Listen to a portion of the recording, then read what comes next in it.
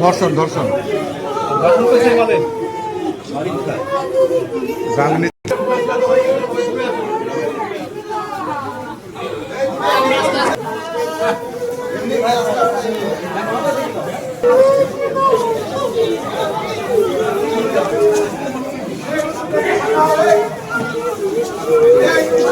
দুজন ফাঁকা হবে মাঝখানে ওকে দেন ভাই।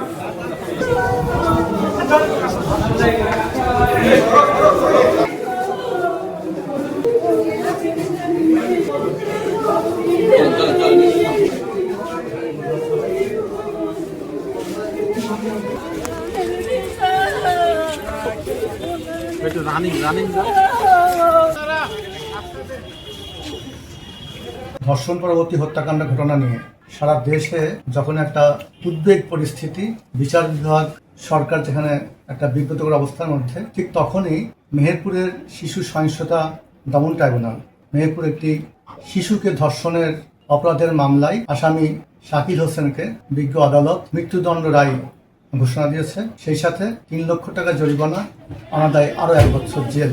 এই রায় ঘোষণার মধ্যে দিয়ে এদেশে শিশুর প্রতি যে সহিংসতা সেটা রোধ এবং শিশুর সুরক্ষায় এই রায় অনেক ভূমিকা রাখবে এবং অপরাধীরা শিশুদের প্রতি যে সহিংস মনোবৃত্তি কিংবা যে শিশুদেরকে বিভিন্ন কাজে তাদেরকে ব্যবহারের যে প্রবৃত্তি, সেখান থেকে অপরাধীরা নিবৃত হবে।